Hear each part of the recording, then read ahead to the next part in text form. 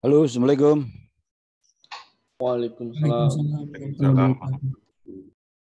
Alhamdulillah, ini udah pada kumpul belum?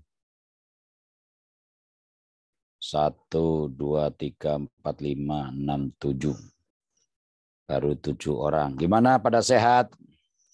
Alhamdulillah sehat, Pak.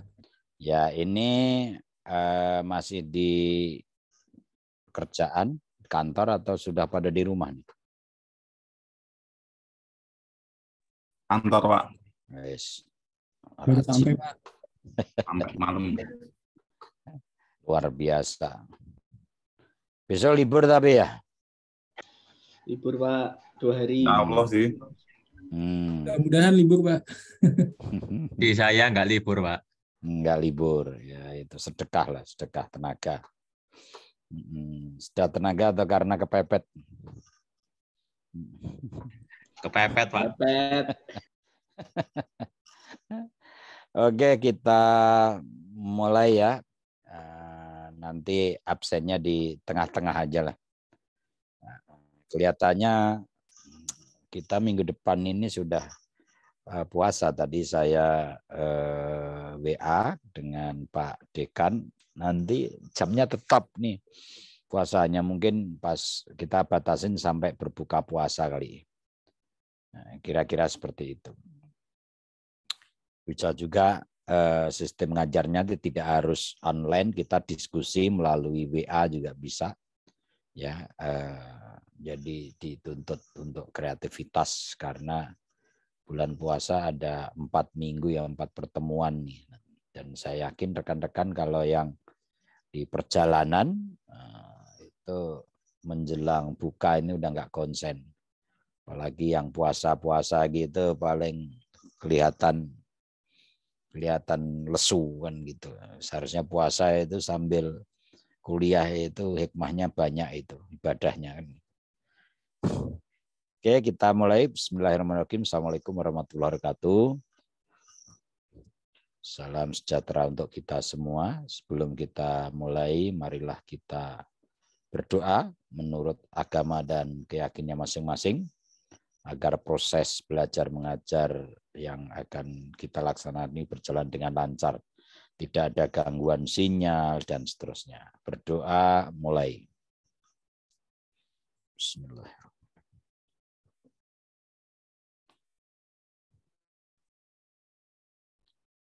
Berdoa selesai.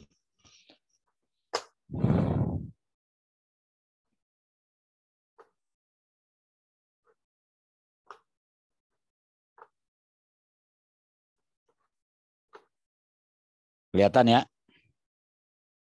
Kelihatan, Pak. Oke, jadi tadi bahannya sudah kita akan mempelajari sekarang Pancasila sebagai jati diri bangsa Indonesia. Ya, Pancasila sebagai ideologi bangsa dan negara Indonesia. Pancasila sebagai ideologi, ini ada double ya, nomor 2, nomor 3 ini. Nomor 4 sebagai dasar filsafat ya, negara, dan Pancasila sebagai azas pemersatu dan kesatuan. Sebentar, saya rubah dulu. No.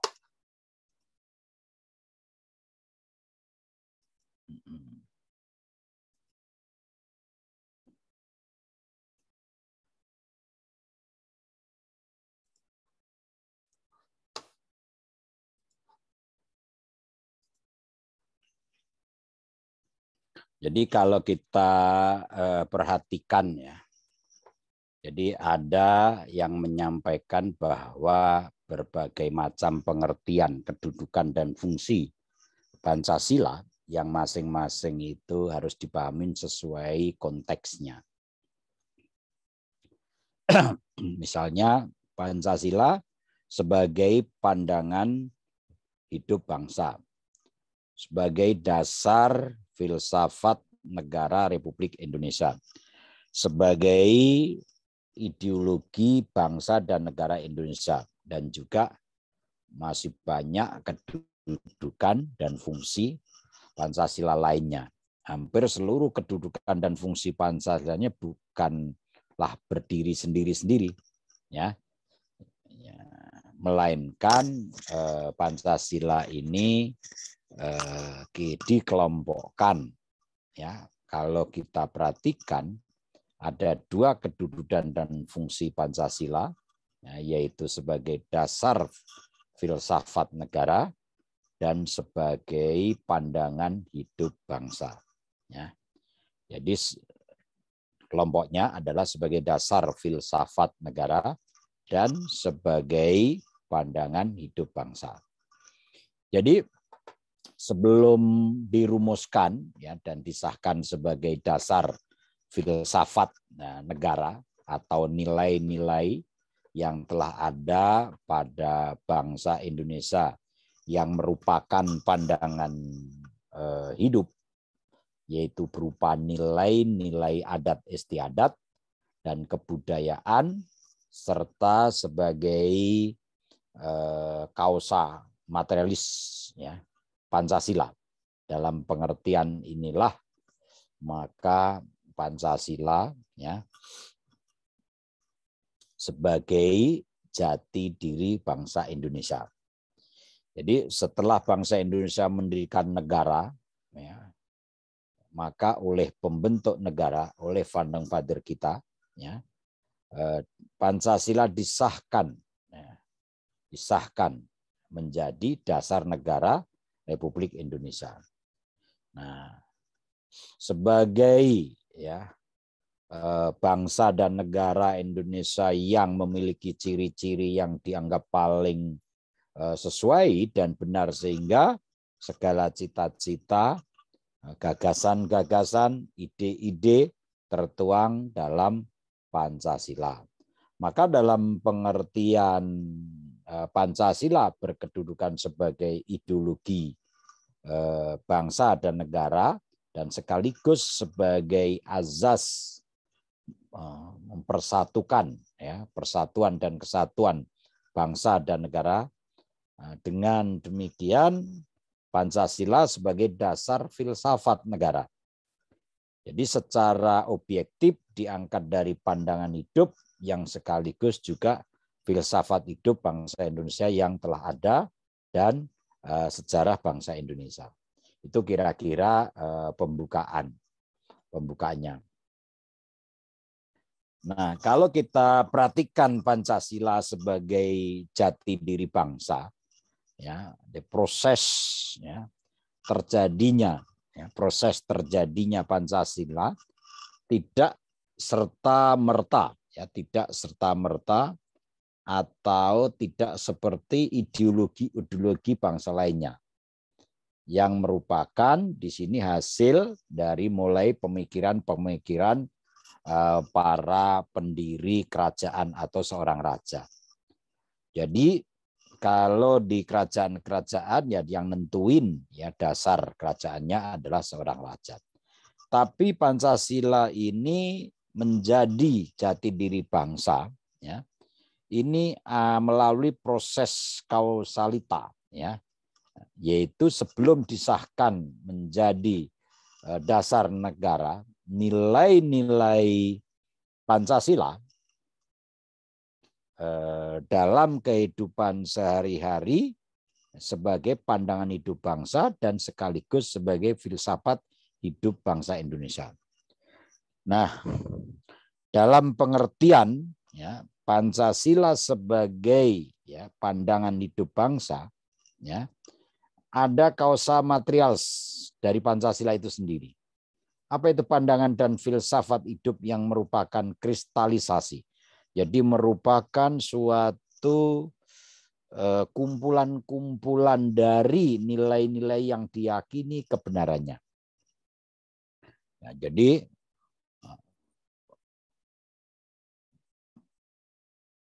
kalau kita perhatikan, ya, para pendiri bangsa ini, apa yang akan menjadi dasar pemikiran-pemikiran pendiri bangsa bahwa bangsa ini berdiri harus ada dasarnya. Ya. Maka kalau kita perhatikan para pendiri bangsa ini melihat dari sejarah, melihat dari kerajaan-kerajaan yang ada. Ya, dari kerajaan tersebut apa sih yang akan menjadi pemersatu bangsa ini sampai ke depannya nanti, sampai bangsa ini berdiri, maka dari kristalisasi nilai-nilai ya, kebenaran yang telah ada oleh para raja tersebut disusun dengan rapi, ya, disusun dengan rapi. Kemudian tercetuslah yaitu gagasan-gagasan, ya, kejiwaan, apakah yang hendak diwujudkan dalam kehidupan berbangsa dan bernegara, bermasyarakat, ya, khususnya Indonesia. Jadi bangsa-bangsa, ya, bangsa-bangsa Indonesia dulu karena kerajaan-kerajaan itu disebut bangsa-bangsa Indonesia, ya. Dulu belum ada Indonesia, tapi terdiri dari kerajaan-kerajaan tersebut, ada yang menyodorkan diri bersatu, ada yang diminta dan seterusnya. Kemudian yang diambil menjadi dasar negara itu nilai-nilai Pancasila itu yang tercermin dalam kasanah adat istiadat, kebudayaan serta kehidupan keagamaannya. Nah, itu. Nah, kira-kira gambarannya seperti itu. Jadi ketika para pendiri, ya, negara Indonesia menyiapkan, ya, berdirinya negara untuk merdeka, mereka sadar betul, ya, mereka sadar sepenuhnya untuk menjawab suatu pertanyaan yang fundamental, ya. Dasar apakah negara Indonesia, ya, merdeka, dengan jawaban yang mengandung makna hidup bangsa Indonesia sendiri merupakan perwujudan dan pengejawantahan, ya, nilai-nilai yang dimiliki, ya, dihayati kebenarannya oleh masyarakat sepanjang masa, ya. Jadi dalam perkembangan gagasan-gagasan dasar, ya, bangsa Indonesia tentang kehidupan yang dianggap baik. Jadi pertama itu yang dianggap baik, mereka menciptakan bangsa yang memberi corak watak ciri masyarakat dan bangsa Indonesia yang memberikan dengan masyarakat atau bangsa lain, membedakan dengan masyarakat atau bangsa lain. Jadi Indonesia agak beda karena memang dasarnya Pancasila satu-satunya. Dan itu akan hidup sampai kapanpun. Jadi kita mencernanya pelan-pelan, ya. Jadi kenyataan yang demikian inilah yang merupakan, ya, merupakan suatu kenyataan objektif, merupakan jati diri bangsa Indonesia. Jadi bangsa Indonesia itu sejak zaman dahulu, ya, merupakan bangsa yang percaya dengan adanya Tuhan, ya, sebagai penciptanya. Jadi dia sangat percaya, ya. Nah, hal ini terbukti dengan adanya berbagai kepercayaan dan agama yang ada di Indonesia.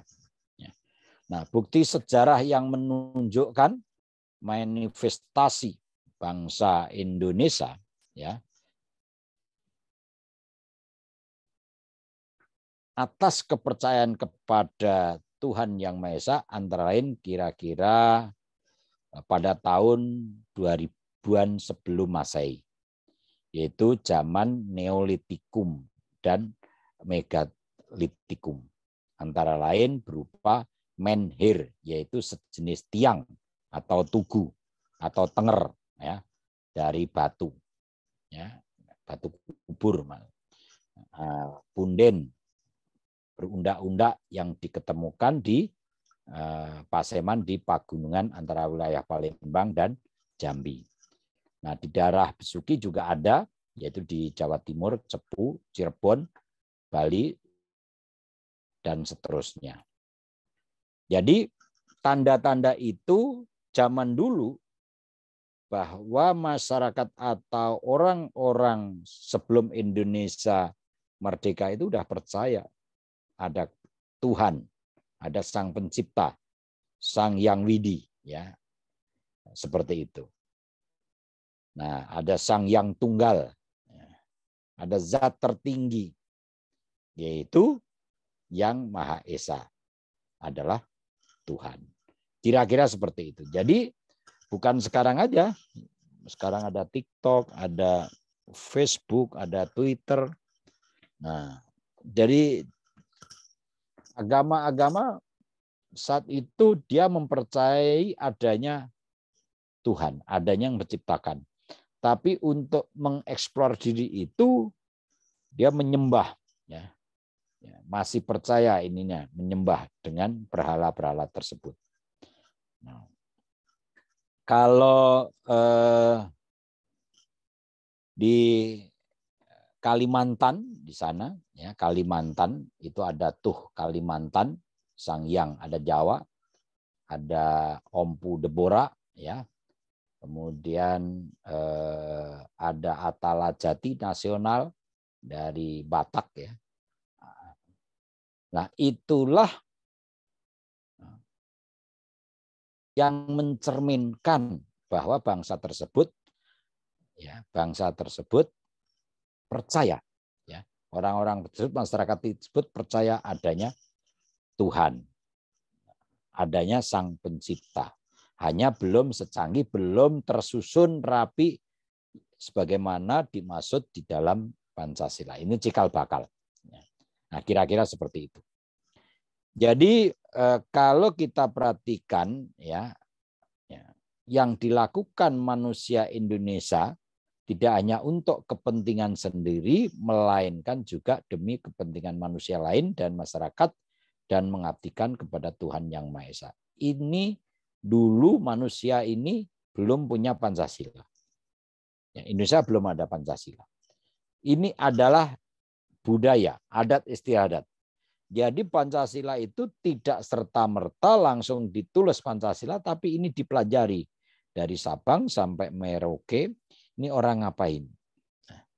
Nah, oh ini sudah percaya nih adanya Tuhan.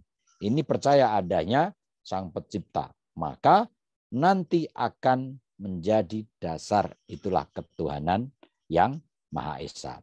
Kira-kira seperti itu. Mulai dari tercemin ungkapan yang ada di Jawa sana, sedumuk bathuk senyari bumi, ya. Jadi di situ kalau diartikan yang orang Jawa itu di sini sebagai cita-cita, ya, ke semuanya ini akan menjadi yang luhur, kan seperti itu, ya, yang hubungan yang harmonis. Nah, kalau kita saat ini ada di mana bumi dipinjak, di situ langit dijunjung, dan seterusnya. Kalau di perusahaan ya semangkok nasi atau semangkok priuk, ya, di situ maka harus kita bela, harus kita kerja keras, dan seterusnya.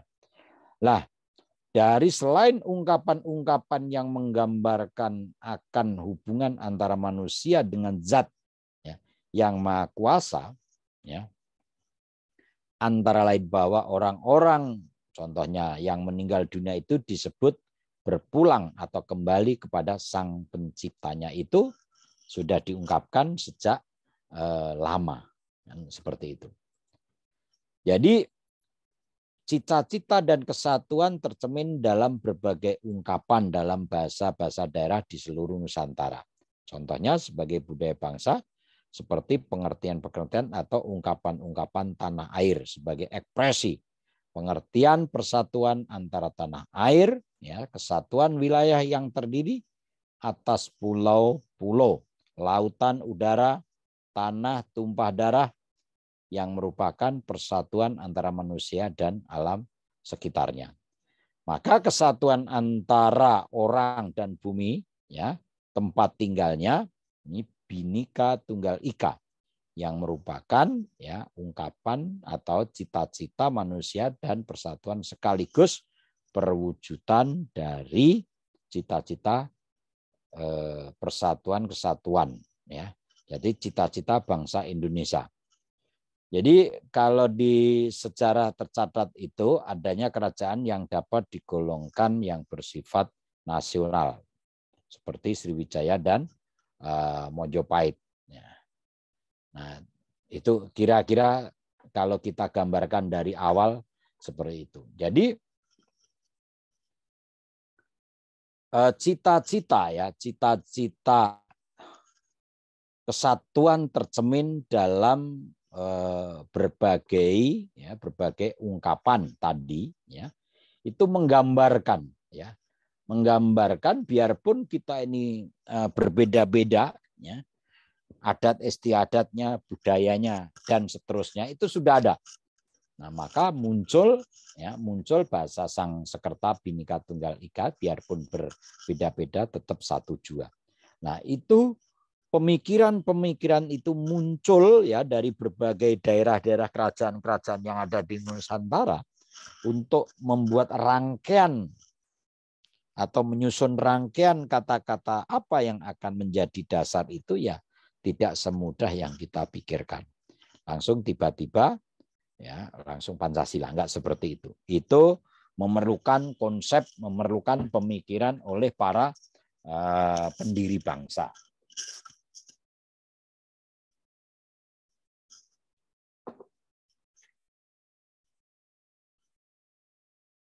Pada zaman dahulu juga ada contohnya gotong royong ya. Nah, itu sudah ada nih. Nanam padi, ada masohi, ada sambatan kalau orang Jawa itu ada gugur gunung dan sebagainya.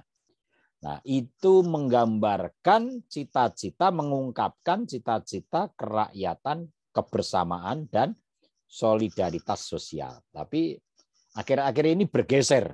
Ya, gotong royongnya bergeser, tidak seperti zaman dahulu. Nah, jadi berdasarkan semangat gotong royong dan azas kekeluargaan, negara tidak negara tidak mempersatukan diri dengan golongan yang terbesar tersebut, tapi itu nyatu secara otomatis karena gotong royong dan seterusnya itu bagus di masyarakat sehingga dimasukkan dalam nilai-nilai jati diri bangsa. Itu baru jati diri gitu ya. Kemudian negara ini menempatkan diri ya, di atas golongan di masyarakat ya dan mempersatukan diri dengan seluruh lapisan masyarakat, rakyat ya. Kemudian bukan hanya untuk negara, tetapi untuk kesatuan seluruh bangsa ini. Itu kira-kira seperti itu. Kalau zaman dulu ada rembuk desa, ada keraptan nagari, itu kalau di Padang itu kan seperti itu. Ada juga kuria, ya, wanua atau banua, ya, dan seterusnya. Itu semuanya berembuk. Ya. Jadi kalau di Padang kalau mau melangkah suku Minang, kalau melangkah itu pasti ada di sana adalah kerapatan nagari atau di situ itu kumpul-kumpul para sesepuh, ya, para sanak saudara untuk bermusyawarah. Nah, nilai dari Sabang sampai Merauke, dari Minang dan seterusnya itu diambil hikmahnya. Nah, kemudian ide tentang keadilan sosial sendiri juga mengambil dari cita-cita masyarakat yang gemah ripah loh jinawi. Itu di bahasa Jawanya ya. Gemah ripah loh jinawi, ya, toto tentrem karta raharja. Nah, serta ajaran milenismenya dan mesianismenya yang menyatakan bahwa masyarakat adil dan makmur itu akan terwujud dengan datangnya Ratu Adil yang dapat membuktikan, ya, adanya cita-cita keadilan sosial tersebut. Nah. Jadi berpangkal dari adat istiadat tersebut, ya, struktur sosial dan struktur kerohanian asli bangsa Indonesia serta diilhami, ya, oleh ide-ide, ya, ide-ide besar, maksudnya di dunia ini. Nah, kemudian para pendiri negara, ya, yang terhimpun dalam BPUPKI, Badan Penyelidik, ya, usaha persiapan kemerdekaan Indonesia. Jadi kalau ada BPUPKI itu singkatannya adalah Badan Penyelidik Usaha-Usaha Persatuan Kemerdekaan Bangsa Indonesia.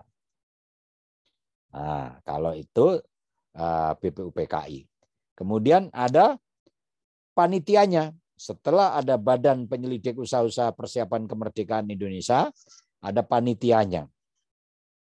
Panitianya yaitu Panitia Persiapan Kemerdekaan Indonesia (PPKI), ya, yang memurnikan dan memadatkan nilai-nilai yang dimiliki, diyakini, dan dihayati kebenarannya oleh bangsa supaya menjadi Pancasila, rumusannya seperti yang tertuang di dalam pembukaan Undang-Undang Dasar Negara Republik Indonesia.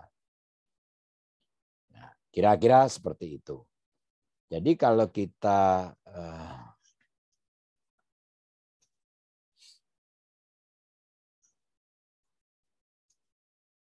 perhatikan di sana naskah asli dari pembukaan, maka muncul. Jadi harus hafal yang tadi. Nah, di alinea keempat tersebut di dalam Undang-Undang Dasar Negara Republik Indonesia itu mulai dari diawali dan kemudian daripada itu untuk membentuk suatu pemerintahan negara Indonesia yang melindungi segenap bangsa Indonesia, seluruh darah Indonesia dan seterusnya,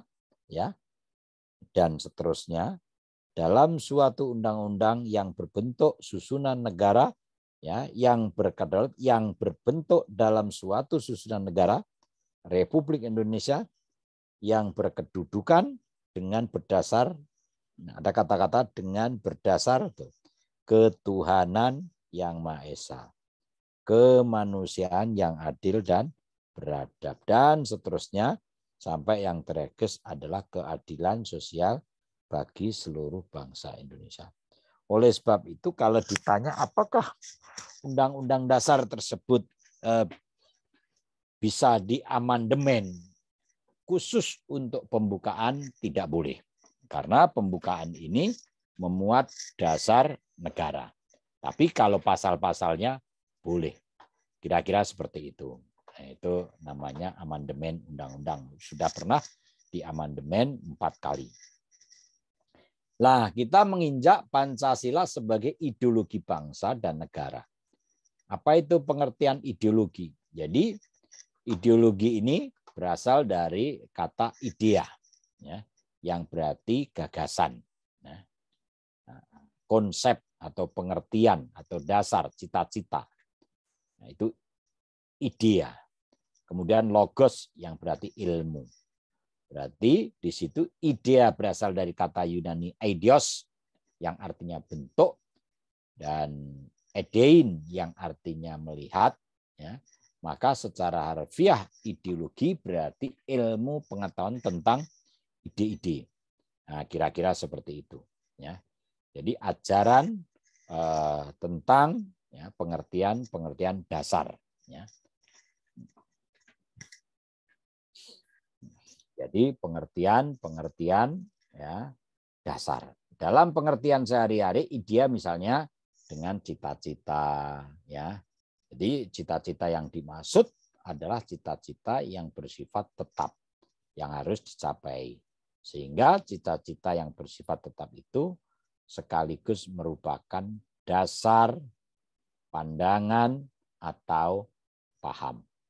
Jadi mulai dari hakikatnya antara dasar dan cita-cita itu sebenarnya dapat merupakan satu kesatuan. Kira-kira seperti itu. Nah, dasar ditetapkannya cita-cita yang mau dicapai yaitu berdasarkan atas suatu landasan, azas, atau dasar yang telah ditetapkan. Dengan demikian ideologi mencakup pengertian ide-ide, pengertian dasar, pengertian gagasan-gagasan dan cita-cita bangsa Indonesia. Kira-kira seperti itu. Nah, Apa itu ideologi? Kenapa menjadi bagian dari apa yang disebutkan? Jadi kalau kita lihat bangunan atas, ya, suprastruktur, ya, yang didirikan di atas kekuatan-kekuatan yang memiliki faktor yang produksi atau menemukan coraknya mencerminkan suatu pola ekonomi tertentu. Oleh karena itu kebenaran relatif dan semata-mata hanya untuk golongan tertentu. Jadi kalau kita perhatikan, ideologi secara umum dapat dikatakan sebagai kumpulan gagasan-gagasan, ya, atau ide-ide atau keyakinan-keyakinan, ya, atau kepercayaan yang menyeluruh dan sistematik yang menyangkut bidang keilmuan atau bidang terkait kehidupan, baik itu di bidang politik, sosial, budaya, ya, atau keagamaan, ya. Kemudian dari situ kita perhatikan, ya. Nah, ideologi contohnya di bidang politik, termasuk di dalamnya adanya pertahanan dan keamanan. Ini ada kurang A, ya, keamanan. Nah, ada bidang sosial, bidang kebudayaan, bidang keagamaan. Jadi kalau kita perhatikan di bukunya Siono Sumargo, Ideologi Pancasila sebagai penjelmaan filsafat, ya, sebagai penjelmaan filsafat Pancasila dan pelaksanaannya di dalam masyarakat, ya. Jadi kalau rekan-rekan mau baca nanti download aja, yaitu Pancasila di karangan Sujono Sumargono. Itu banyak bukunya dia. Itu diskusi-diskusi terkait filsafat Pancasila dan seterusnya, itu bisa menambah pengkayaan.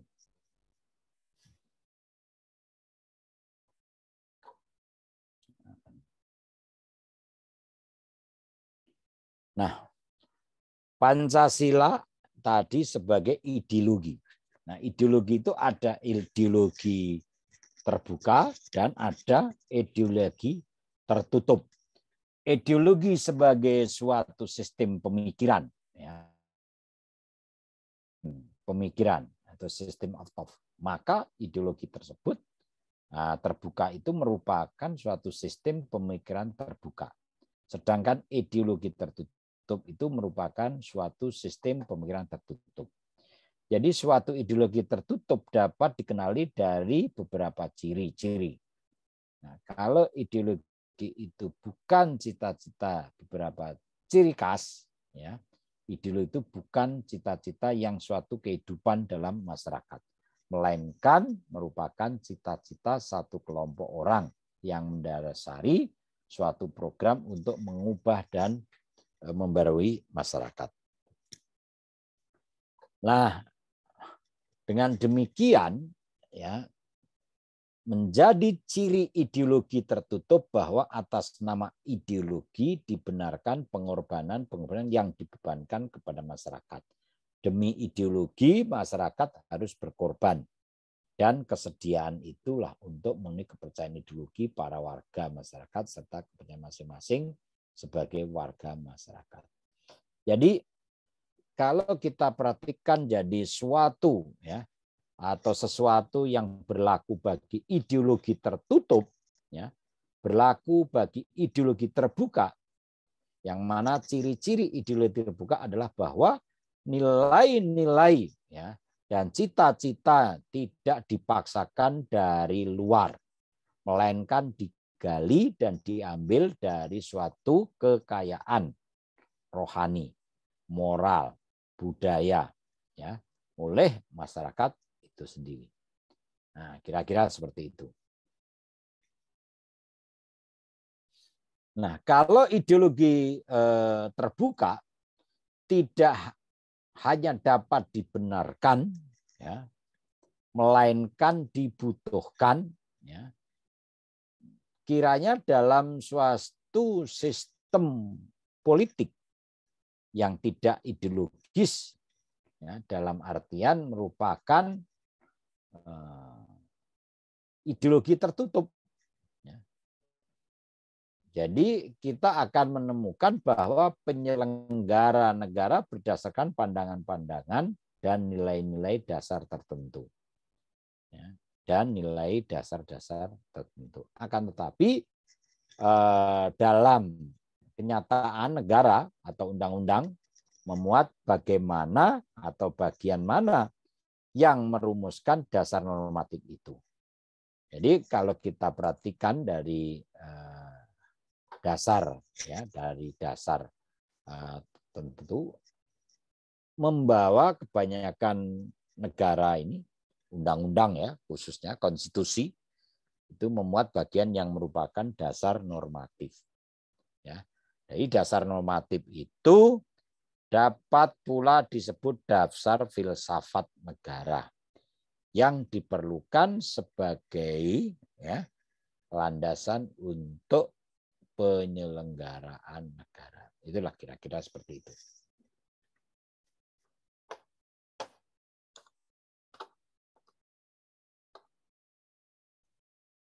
Nah, hubungan antara filsafat dan ideologi, jadi filsafat sebagai pandangan hidup, ya, pada hakikatnya merupakan sistem nilai yang secara epistemologis atau kebenarannya telah diyakini, sehingga dijadikan dasar atau pedoman bagi manusia dalam memandang realitas alam semesta, manusia, masyarakat, bangsa, dan negara, tentang makna hidup serta sebagai dasar dan pedoman bagi manusia dalam menyelesaikan masalah yang dihadapi dalam hidup dan kehidupan. Jadi filsafat dalam pengertian yang demikian ini telah menjadi suatu cita-cita untuk keyakinan-keyakinan atau belief system yang telah menyangkut praktis, karena dijadikan landasan bagi cara hidup manusia suatu kelompok masyarakat dalam berbagai bidang kehidupan. Itu tertuang di dalam bukunya Roslan Abdul Ghani. Saya ada di belakang. Kira-kira seperti itu. Jadi tiap ideologi sebagai suatu rangkaian, ya, rangkaian atau kesatuan cita-cita yang mendasar dan menyeluruh yang menjalin menjadi suatu sistem pemikiran yang logis dan bersumber kepada filsafat itu sendiri. Nah, kalau kita perhatikan tadi, ya, filsafat sebagai pandangan hidup, jadi setelah diuraikan yang tadi saya jelaskan, maka permasalahan ideologi ini merupakan permasalahan yang disampingkan, ya, atau bagaimana berkadar kefilsafatan sekaligus menyangkut prakteknya, ya, ideologi supaya kadar kefilsafatan tersebut bersifat cita-cita dan norma, ya, cita-cita dan norma, dan sekaligus menjadi operasionalisasinya, strateginya, kemudian doktrinnya, bahwa ideologi yang ditanamkan tersebut mengandung ideologi kefilsafatan. Nah, kira-kira seperti itu. Jadi kalau kita baca bukunya Nietzsche tentang di sana Superman, ya, bahwa ada bukunya juga tentang kehendak untuk berkuasa. Ditulis di sana telah mendorong Hitler untuk mengembangkan Nazisme, ya, Nazisme, ya, untuk mengembangkan Nazisme yang militeristik. Jadi Nazi diterapkan supaya seperti militer. Nah, namun harus berjuang keras. Aliran-aliran filsafat terutama yang timbul di Barat, yang tidak berfungsi sebagai ideologi, ya, dalam suatu negara, ya, itu akan menjadi pemicu, ya, pemicu pemikiran-pemikiran yang lebih dahsyat lagi. Jadi di dalam bukunya itu ditulis bahwa unsur-unsur atau suatu aliran-aliran filsafat yang dikembangkan secara aktif, sistematik, dan dilaksanakan dalam kehidupan bermasyarakat berbagai kebenaran yang menjadi norma, ya, menjadi ideologi dan seterusnya. Nah, Pancasila sebagai ideologi terbuka. Ya. Jadi kalau tadi kita bicara yang tertutup, Pancasila sebagai ideologi, ya, tidak bersifat kaku atau tertutup. Ya, jadi Pancasila sebagai ideologi tidak bersifat kaku atau tertutup, namun bersifat terbuka. Hal ini dimaksudkan bahwa ideologi Pancasila adalah bersifat aktual, dinamis, antisipatif, dan senantiasa mampu menyesuaikan dengan perkembangan zaman. Ada kata-kata di sini menyesuaikan dengan perkembangan zaman. Keterbukaan ideologi Pancasila bukan berarti mengubah nilai-nilai dasar Pancasila, namun di sini adalah mengeksplisitkan wawasannya secara konkret sehingga memiliki kemampuan yang lebih tajam, ya, untuk memecahkan masalah-masalah baru dan aktual. Nah, ini terbuka. Jadi Pancasila itu tidak kaku, ya, tidak kaku.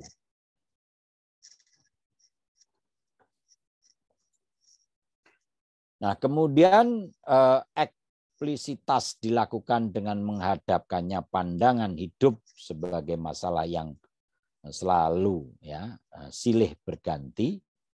Jadi kehidupan yang sangat dinamis di masyarakat, ya, itu penjabaran ideologi, ya, penjabaran ideologi dilaksanakan dengan interpretasi yang kritis dan rasional. Itu ada di bukunya Suryono. Nah, saya juga ada di belakang ini. Nah, sebagai suatu ideologi yang bersifat terbuka, maka Pancasila ini memiliki dimensi, ya, dimensi idealistis, ya, dan dimensi realistis. Ya. Jadi ada dimensi idealistis, ada dimensi normatif, ada dimensi realistis. Dimensi idealistis yaitu nilai-nilai dalam Pancasila yang bersifat sistematis dan rasional, yaitu hakikatnya adalah masyarakat, ya.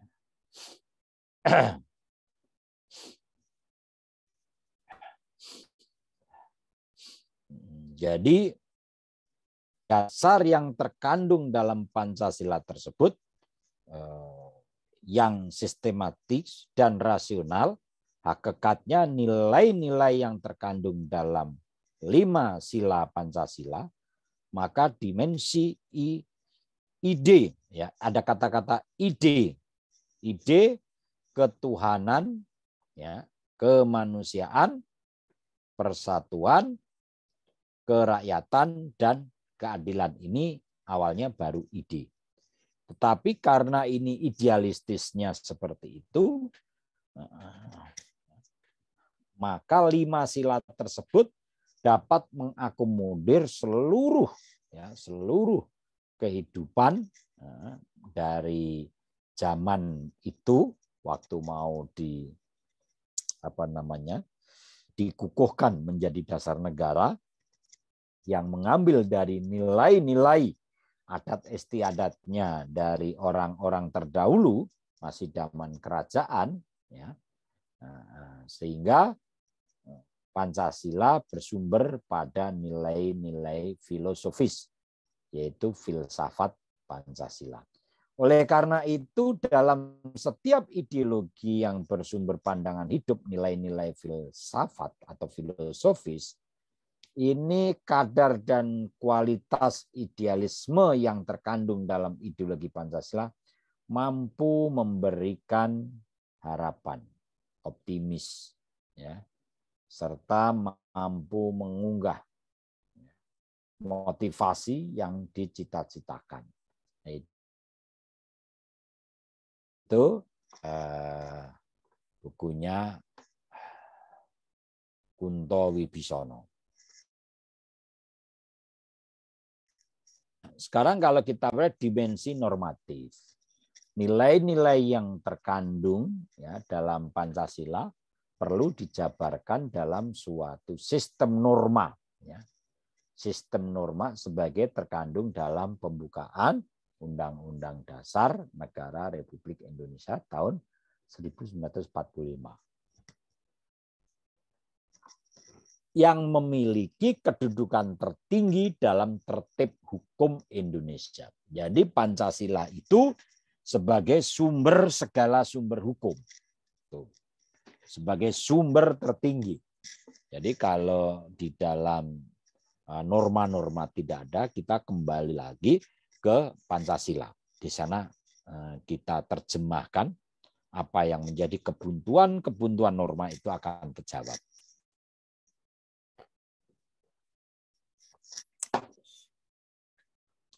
Maka dalam pengertian, ya, pembukaan yang ada di dalamnya memuat Pancasila, yaitu ada di alinea keempat, ya. Nanti buka aja di Undang-Undang Dasar Negara Republik Indonesia, berkedudukan sebagai stat fundamental norm, yaitu stat fundamental norm atau pokok kaidah negara, ya, yang fundamental. Nah, agar mampu dijabarkan ke dalam langkah operasional, ya, yang perlu memiliki norma yang jelas. Itu dimensi normatifnya seperti itu. Kemudian ada dimensi realistis, yaitu ideologi harus mampu, ya, mencerminkan realitas kehidupan dan berkembang dalam masyarakat. Oleh karena itu, Pancasila selain memiliki dimensi nilai-nilai ideal normatif, maka Pancasila harus dijabarkan dalam kehidupan nyata sehari-hari. Tuh, harus dijabarkan dalam kehidupan nyata sehari-hari. Kira-kira seperti itu. Jadi untuk merealisasikannya. Dengan demikian, ya, Pancasila sebagai ideologi yang terbuka, tidak bersifat utopis, ya, yang hanya berisi ide-ide, mengawang-awang, namun bersifat realistis, mampu dijabarkan dalam kehidupan yang nyata dalam berbagai bidang. Nah, jadi berdasarkan, ya, hakikat ideologi Pancasila yang bersifat terbuka, yang memiliki tiga dimensi tersebut, maka ideologi Pancasila tadi saya jelaskan, ya, ini mengejawantahkan, ya, menjabarkan ide-ide, ya, sehari-hari. Jadi sistem ide-ide, ya, yang jauh, yang belaka jauh kehidupan sehari-hari. Selain itu, ideologi Pancasila bukan merupakan doktrin belaka, tapi doktrin yang memiliki ideologi yang bersifat normatif dan tertutup. Demikian pula ideologi Pancasila bukanlah merupakan ideologi pragmatis yang hanya menekankan segi praktis dan realistis belaka, tapi idealisme yang rasional. Nah, kira-kira seperti itu.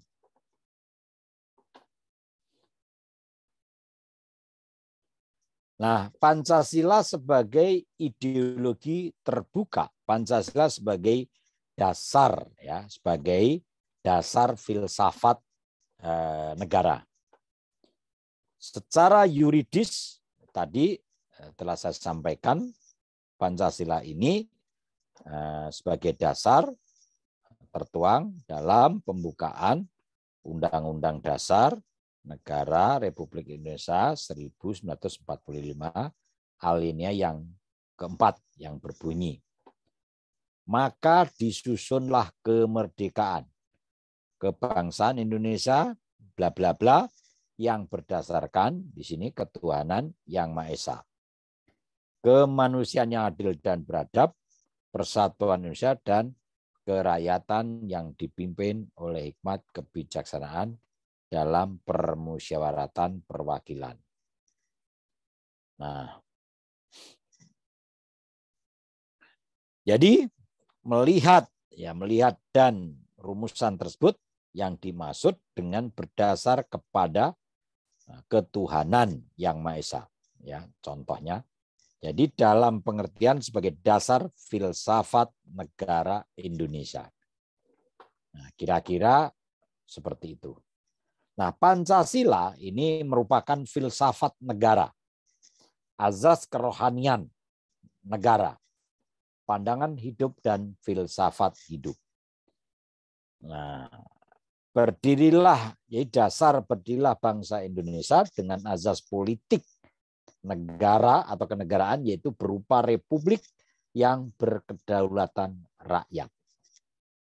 Jadi kedua-duanya ini menjadi basis penyelenggaraan kemerdekaan kebangsaan Indonesia, yaitu pelaksanaan dan penyelenggaraan negara sebagai tercantum dalam hukum positif Indonesia, ya, termuat di dalam Undang-Undang Negara Republik Indonesia. Nah, selanjutnya, kalau kita perhatikan bahwa Undang-Undang Dasar yaitu sebagai basis, ya, maka berdirilah bentuk susunan pemerintahan dan keseluruhan peraturan-peraturan, ya. Jadi peraturan-peraturan hukum, ya, yang ada mencakup segenap bangsa Indonesia dalam suatu kesatuan, ya, hidup bersama yang berasas kekeluargaan. Nah, doktrin-doktrin itulah yang harus direalisasikan. Jadi kalau Pancasila disebut sebagai dasar filsafat negara, Philosophische Grondslag, ya, dari negara mengandung konsekuensi bahwa dalam setiap aspek penyelenggara negara harus sesuai dengan nilai-nilai Pancasila. Ada kata-kata di sini aspek penyelenggara negara. Jadi aspek penyelenggara negara harus sesuai dengan nilai-nilai Pancasila. Jadi penyelenggara negara itu adalah, ya, mulai dari presiden sampai PNS, ini penyelenggara negara. Dia harus mengejawantahkan dalam melaksanakan, ya, penyelenggara negara, ya, dia harus merealisasikan, ya, tindak lanjutnya. tingkah lakunya, perbuatannya, dan seterusnya sesuai dengan nilai-nilai Pancasila. Mulai sila pertama ya sampai di sana adalah sila keadilan sosial bagi seluruh bangsa Indonesia. Kira-kira seperti itu.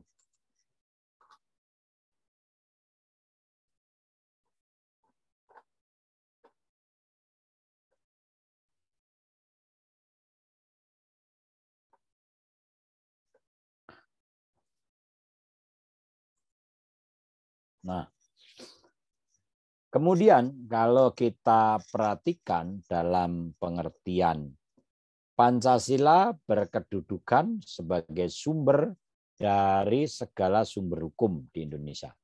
Atau dengan kata lain, sebagai sumber tertib hukum ya, yang tercantum dalam tertib hukum tertib tertinggi, yaitu pembukaan Undang-Undang Dasar 1945. Kemudian dijilmakan ya, yang lebih lanjut dalam pokok-pokok pikirannya yang meliputi suasana kebatinan dari Undang-Undang Dasar Negara Republik Indonesia tahun 1945 tersebut, yang pada hakikatnya perlu di sini adalah kristalisasi, ya, dikongretkan, ya, dikongretisasi, dijabarkan dalam Undang-Undang Dasar 1945 dalam pasal-pasal Undang-Undang Dasar tersebut, serta hukum positif lainnya. Apa itu hukum positif? Yaitu hukum yang berlaku ya di Indonesia, hukum nasional. Bahasanya seperti itu, hukum positif. Nah, kedudukan Pancasila yang demikian ini dapat dirinci sebagai berikut.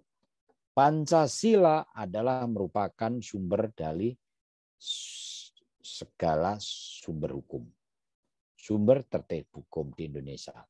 Sehingga Pancasila merupakan azas kerohanian tertib hukum yang ada, ya, dan pembukaan Undang-Undang Dasar 45 kemudian dijelmakan atau diatur atau dituangkan dalam norma lebih lanjut ke dalam 4 pokok pikiran. Ya. Kira-kira seperti itu, yaitu meliputi suasana kebatinan dari Undang-Undang Dasar, mewujudkan ciri-ciri, ya, mewujudkan ciri-ciri hukum bagi bagi hukum dasar negara, baik hukum dasar tertulis maupun tidak tertulis. Kemudian mengandung norma yang mengharuskan Undang-Undang Dasar yang isi mewajibkan pemerintah dan lain-lain penyelenggara negara, termasuk penyelenggara partai, gulungan, fungsional, dan seterusnya, ini untuk saling menjaga, memelihara budi pekerti, moral kemanusiaan yang luhur, memegang teguh cita-cita atau moral rakyat yang luhur. Nah, kira-kira seperti itu. Jadi kalau jadi penyelenggara negara, jadi pejabat, ya, harus tunduk, harus ngikutin, ya, seperti nilai-nilai Pancasila. Jadi tidak boleh terlepas dari nilai-nilai tersebut.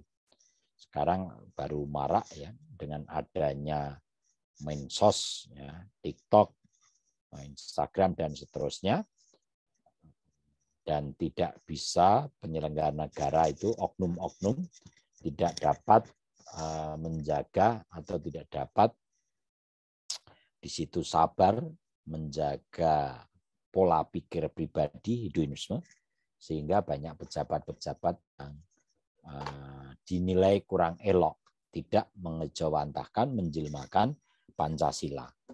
Ada yang pamer kekayaan, ada yang pamer-pamer semuanya.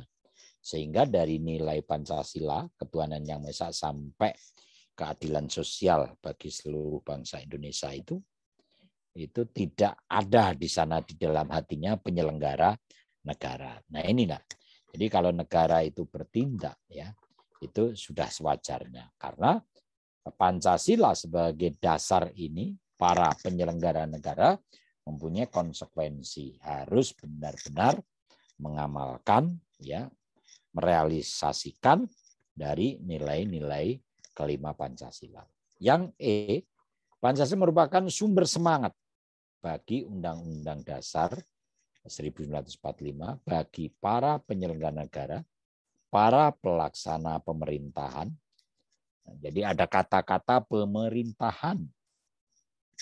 Ada kata-kata sering mendengarkan pemerintahan daerah.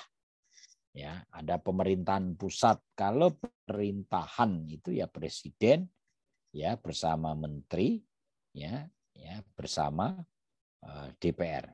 Itu pemerintahan ya.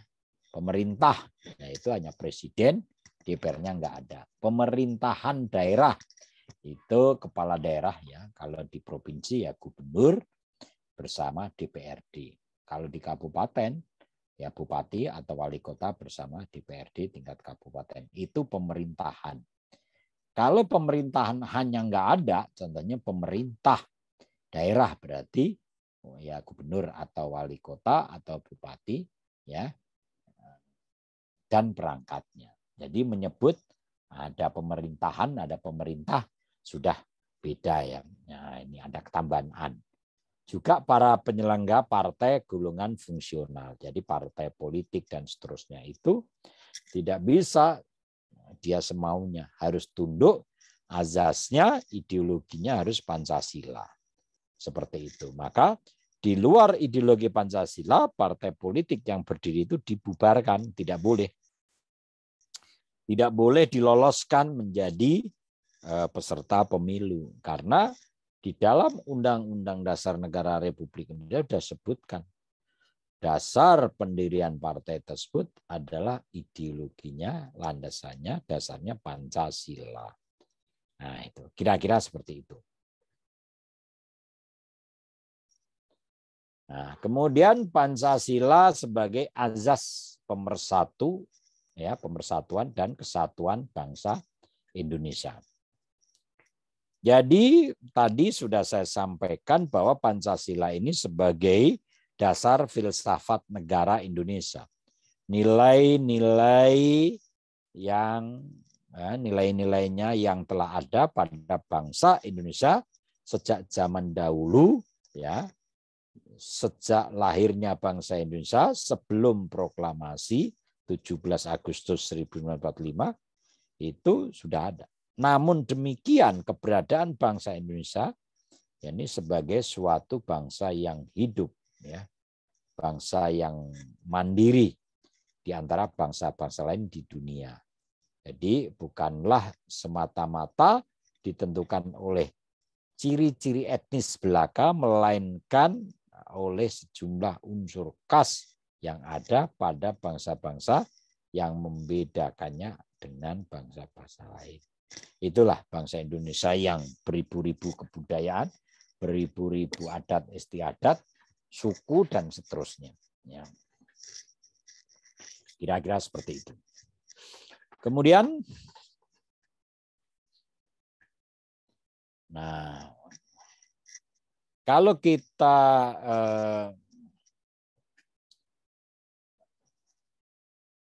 telaah lebih jauh ya pengertian berbangsa yang tadi pernah saya sampaikan ada di sana mulai dari kerajaan dia bersatu kemudian bergabung dengan Indonesia. Nah itu mulanya dikatakan nation, nati. Ya bangsa atau nasional ya yang ditinjau secara ilmiah pada 1882 oleh Ernest Renan ya itu orangnya oleh Ernest Renan dalam suatu ceramahnya di Universitas Sorbonne yang berjudul Questeq untuk ya nation angkatan bangsa-bangsa dulu ada PBB ya pada angkatan bangsa-bangsa. Jadi Renan berpendapat ya suatu jiwa, suatu azas kerohanian, suatu solidaritas yang besar suatu hasil sejarah, karena sejarah itu berjalan terus, sejalan tidak abadi. Sejarah tidak abadi, bergerak secara dinamis dan berubah-ubah untuk maju. Bangsa bukanlah soal abadi.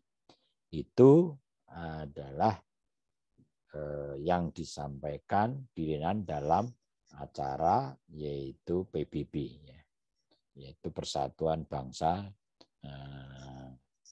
Sedunia, adanya di sana. Nah, kemudian ada filsuf, ya, filsuf atau filsafat, ya, filsuf itu orangnya, itu berpendapat, ya, yaitu namanya Frederick Rätzl, ya. Ebersraun itu bahasa buku, judul bukunya. Itu Frederick ini dalam bukunya Politik Geografi 1987 yang menyatakan bahwa negara merupakan suatu organisme yang cukup hidup, dan supaya dapat hidup subur dan kuat maka memerlukan ruangan untuk hidup. Nah, itulah munculnya negara. Jadi nggak bisa negara itu ruangannya yang ruangan sempit dan seterusnya. Artinya negara ini perlu ada pemikiran-pemikiran, ada tanah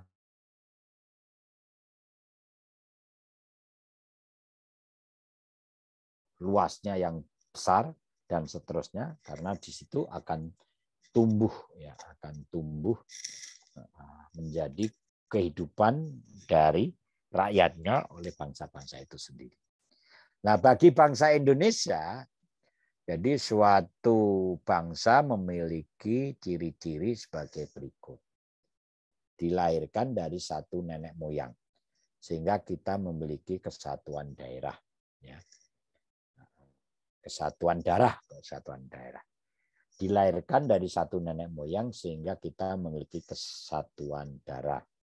Nah, memiliki satu wilayah di mana kita dilahirkan, hidup bersama dan mencari sumber-sumber kehidupan.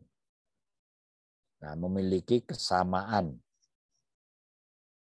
memiliki kesatuan sejarah, yaitu bangsa Indonesia dibesarkan di bawah gemilangnya waktu itu kerajaan-kerajaan Sriwijaya, Mojopahit, Mataram, dan lain sebagainya. Memiliki kesamaan nasib, yaitu berada di dalam kesenangan, kesusahan, dijajah Belanda dan Jepang waktu itu. Memiliki satu ide, cita-cita, satu kesatuan jiwa atau azas kerohanian, dan satu tekad untuk hidup bersama dalam satu negara Republik Indonesia. Nah, dari situ muncul, ya, suatu ide, kita berdirilah suatu bangsa. Dengan kata lain, bangsa Indonesia memiliki satu azas, ya, satu azas kerohanian, kesatuan pandangan hidup, kesatuan ideologi, ya, yang bersifat sentral, ya, karena satu bangsa yang ingin berdiri kokoh dan mengetahui ke arah mana tujuan bangsa ini, maka harus dimiliki satu pandangan ideologi yang maupun satu asas kerohanian. Kita percaya bahwa Tuhan itu adalah Esa. Maka di sana adalah ketuhanan yang Maha Esa. Itu kita percaya dulu. Nah, apapun agamanya, bahwa ketuhanan yang Maha Esa itu menjadi dasar pertama. Kalau ketuhanan itu tidak menjadi dasar utama, maka pasal-pasal lain itu akan bergoyahkan. Apapun agamanya percaya, yang Islam percaya adanya Allah SWT, yang non-Muslim dapatnya Tuhan, dan seterusnya. Hanya tata cara dan kitab yang beda. Tapi kita percaya bangsa sebelum ada agama sudah percaya adanya yaitu Sang Pencipta. Tapi di dalam Pancasila ketuhanan yang Maha Esa. Mengatur kehidupan berbangsa, mengatur kehidupan di masyarakat ya agar lebih baik. Bukan siapa kuat, siapa menang. Ya, tetapi di sini adalah kita menyatukan. Kalau Tuhan menciptakan sesuatu, ya, menciptakan manusia, pasti nanti ciptaannya akan diambil. Nah, bahwa Tuhan menciptakan manusia untuk menjadi orang yang baik dan seperti itu. Itu cita-cita yang utama awalnya seperti itu. Kemudian dengan adanya azas-azas tersebut, maka bagi bangsa Indonesia dalam filsafat yang merupakan azas kerohanian, Pancasila merupakan azas pemersatu dan azas kehidupan ya, bersama ya, dalam Pancasila, dalam kenyataan objektivitas sebagai suatu persatuan kesatuan yang telah ditentukan bersama setelah proklamasi ya sebagai dasar filsafat ya, dasar filsafat negara. Kira-kira seperti itu. Ya. Nah, ini gambar Pancasila yang tadi ya, ketuhanan yang Maha Esa. Ini gambarnya itu bintang di pertemuan awal pernah saya sampaikan. Ya, ini ada logo bintangnya. Jadi sekarang setiap ada bintang ini menunjukkan identitas ketuhanan ya. Karena memang di Pancasila ini ada bintang ketuhanan yang Maha Esa. Kemanusiaan yang adil dan beradab, persatuan Indonesia, kerakyatan yang dipimpin oleh hikmat kebijaksanaan dalam permusyawaratan dan perwakilan. Nah, ini keadilan sosial bagi seluruh bangsa Indonesia. Ini ada padi dan kapas, ini menunjukkan ya kita ini harus adil ya, sandang, pangan, papan dan seterusnya. Ini tugas negara menjamin bangsanya. Nah, kira-kira seperti itu. Ya, itu yang bisa saya sampaikan karena sudah maghrib ya. Udah bahannya juga sudah saya kirim ya. Nanti rekan-rekan bisa membaca sendiri-sendiri. Saya absen dulu ya. Coba Ahmad ada nggak? Yang ini IF Ahmad Zarandia nggak ada ya? Oke. Bagas. Halo Bagas, ada nggak, Mas? Bintang Adia, bintang dia. Hadir, Pak. Oke. Kemudian Fauzan,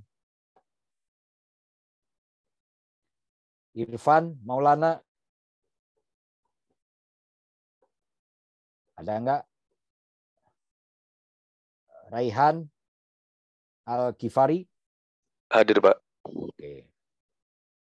Kemudian Muhammad Khairi. Muhammad Rizky Susanto. Nggak ada ya. Kemudian Arif Prabowo.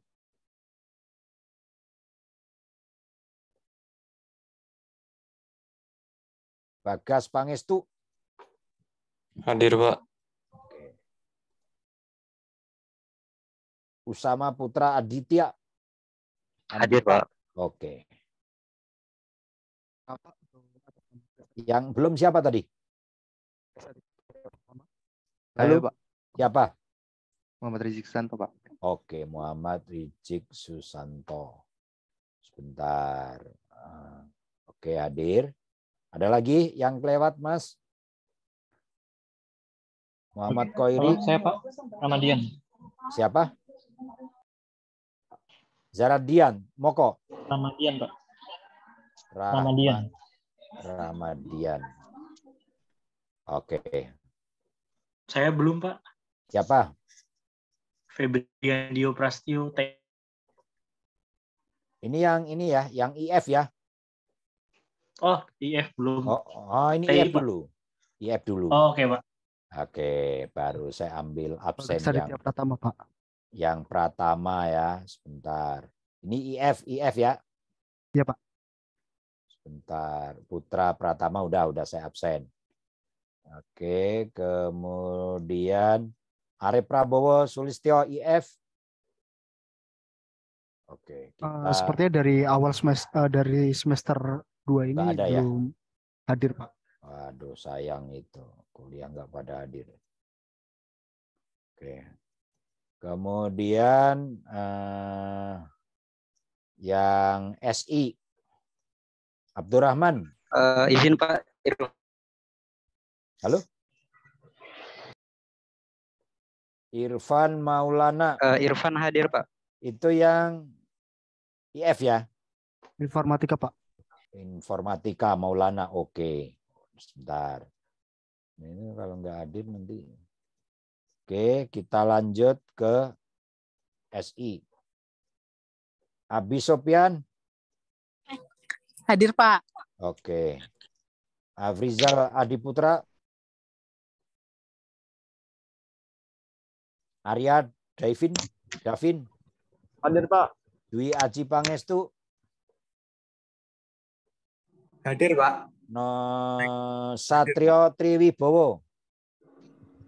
Izin menjalankan pulang, Pak. Trio, Pak. Oke, ya. Saya sudah ya, Pak, tadi, Pak. Halo, Pak. Yang IF ya? Dwi Aji udah. Oke, Dwi Pak. Aji Pangestu kan? Udah. Benar, Pak. Oke.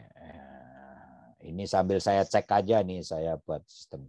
Sekarang yang TI. Ya, Ahmad Dedi. Hadir Pak. Oke. Saya SI kayak belum di absen Pak. SI. Siapa? Handoko Dani Pak. Handoko Dani. Oke, udah saya absen. Oh, ya, Tadi Pak. Ya, Handoko Dani Abdul Majid kan? Ya Pak. Ya, oke. Udah ada di sini. Yang TI, Arif Kurniawan. Hadir, Pak. Oke, Dani Ismarianto. Ikut program Bangkit, Pak. Oh, Bangkit. Ya. Ntar saya tulis dulu Bangkit. Febri Prastyo. Hadir, Pak. Oke. Ferdiana Rizky Budiarto. Hadir, Pak. Oke. Givari Kurniawan. Hadir, Pak. Muhammad Saifuddin. Hadir, Pak. Muhammad Tufatur Rizik. Hadir, Pak. Rosikin. Susah amat nama. Novita. Hadir, Pak. Ceweknya satu doang. Nggak seru. Kasihan lainnya. Rahmat Sidik. Oke, Ramadian. Dwi Putra. Hadir, Pak. Hadir. Rifki. Alamsyah. Renanto. Hadir, Pak. Oke, siapa yang belum? Ya. Rifki hadir ya, Pak. Oke. Nanto hadir Pak. TI. TI siapa yang belum? Udah ya? Nah, ini sudah nih 1, 2, 3 udah komplit. Ini yang merah-merah nggak masuk. Oke, karena mau maghrib nanti dibaca ya makalahnya. Nanti kita diskusi minggu depan apa yang tadi saya sampaikan. Mulai dari baca-baca, kalau ada pertanyaan di grup aja nanti kita bertanya. Jadi rekan-rekan bisa bertanya di grup, nanti saya jawab gitu kira-kira. Kira-kira seperti itu ya. Saya juga belum sholat maghrib nih. Siap, Pak. Makasih, Pak. Baik. Baik, Pak. Kurang lebihnya mohon maaf karena mau puasa. Ya mohon maaf lahir batin ya. Iya, Pak. Semoga Sama-sama, Pak. puasanya pada lancar dan ibadah puasanya nanti diterima. Amin. Allah SWT. Baik, terima kasih. Pertemuan hari ini kita tutup dengan baca hamdalah. Alhamdulillahirrahmanirrahim. Ya, assalamualaikum warahmatullahi wabarakatuh. Waalaikumsalam warahmatullahi wabarakatuh. Terima kasih, Terima Pak. kasih, Baik, Pak. saya Alif ya. Ya, Pak. Oke. Live, Terima Pak. kasih, Pak. Yo.